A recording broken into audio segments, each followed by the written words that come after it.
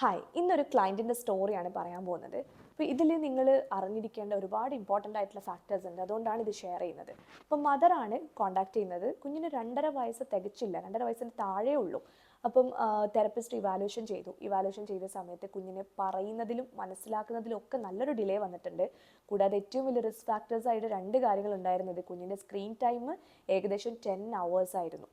അതുപോലെ തന്നെ കുഞ്ഞ് 1.5 വയസ്സ് വരെ ഉമ്മ ഉപ്പ എന്നൊക്കെ പറഞ്ഞതാണ്. അതിനുശേഷം അത് സ്റ്റോപ്പ് ചെയ്യുകയും ചെയ്തു.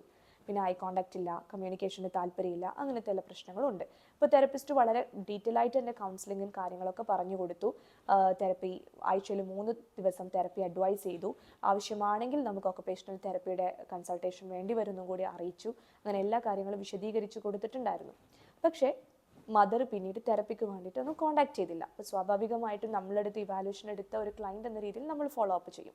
അപ്പോൾ അങ്ങനെ ഫോളോ അപ്പ് ചെയ്ത സമയത്ത് മദർ പറഞ്ഞു, ഞങ്ങൾ വേറൊരു സ്പീച്ച് തെറാപ്പിസ്റ്റിനെയും കൂടി കൺസൾട്ട് ചെയ്തു നേരിട്ടിട്ട്. അപ്പം കൺസൾട്ട് ചെയ്ത സമയത്ത് നമ്മുടെ തെറപ്പിസ്റ്റ് പറഞ്ഞ കാര്യങ്ങൾ തന്നെയാണ് അവരും പറഞ്ഞിരിക്കുന്നത്. അവരും തെറപ്പി സ്റ്റാർട്ട് ചെയ്യാനാണ് അഡ്വൈസ് ചെയ്തിരിക്കുന്നത്.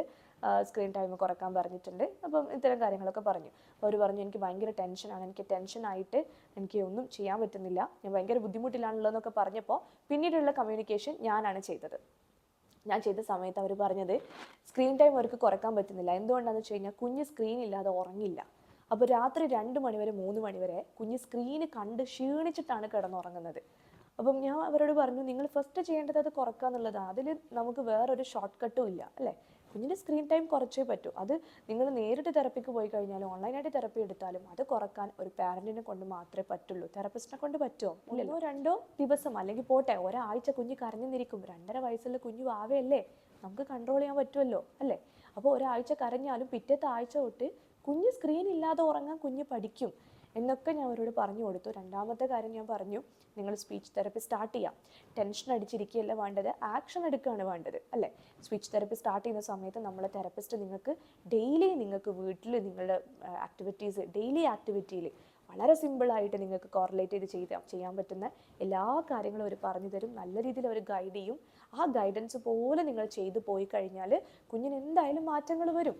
അപ്പം അവർ ഓക്കെ എല്ലാം മനസ്സിലായി മാം, എല്ലാം ഓക്കെയാണ്. അപ്പോൾ അവർ ചോദിച്ചു, ഇത് വെർച്വൽ ഓട്ടിസം ആണോ? അപ്പോൾ വെർച്വൽ ഓട്ടിസം എന്ന് പറഞ്ഞു കഴിഞ്ഞാൽ ഒരു സാധാ ഒരു ടേം യൂസ് ചെയ്യുന്നതാണ്. അതായത് ഈ ഒരു സ്ക്രീൻ ടൈം കാരണം കുഞ്ഞുങ്ങൾക്ക് വരുന്ന സ്പീച്ച് ആൻഡ് ലാംഗ്വേജ് ഡിലേയും അതുമായി റിലേറ്റ് ചെയ്ത പ്രശ്നങ്ങളും അതിൻ്റെ ഗൗരവം കാണിക്കാൻ വേണ്ടി യൂസ് ചെയ്യുന്ന ഒരു ടേം മാത്രമാണ് വെർച്വൽ ഓട്ടിസം. അതൊരു പ്രൊഫഷണൽ ഡയഗ്നോസിസ് ടേം അല്ല. അപ്പോൾ വെർച്വൽ ഓട്ടിസം ആണോ എന്ന് ചോദിച്ചു കഴിഞ്ഞാൽ അതിൻ്റെ സിംറ്റംസ് ഒക്കെ കാണിക്കുന്നുണ്ട് അല്ലേ.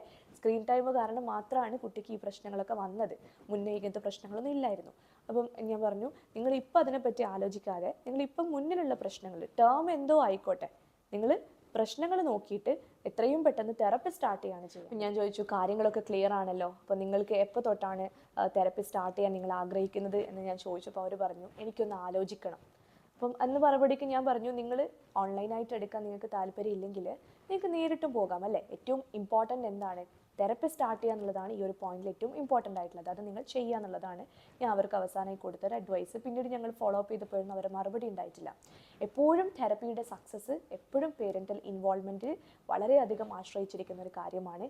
നമ്മൾ പറയുന്ന കാര്യങ്ങൾ പേരൻസ് എത്ര നന്നായി വീട്ടിൽ ക്യാരി ഔട്ട് ചെയ്യുന്നോ അത്രയും നന്നായിട്ടിരിക്കും സ്പീച്ച് തെറപ്പിയുടെ സക്സസ്സും. സോ ഈ ഒരു വീഡിയോയിൽ കൂടിയിട്ട് ഇതിൻ്റെയൊക്കെ ഒരു ഇമ്പോർട്ടൻസ് നിങ്ങൾക്ക് മനസ്സിലായിട്ടുണ്ടാവും ഞാൻ വിചാരിക്കുന്നു. Hope this helps.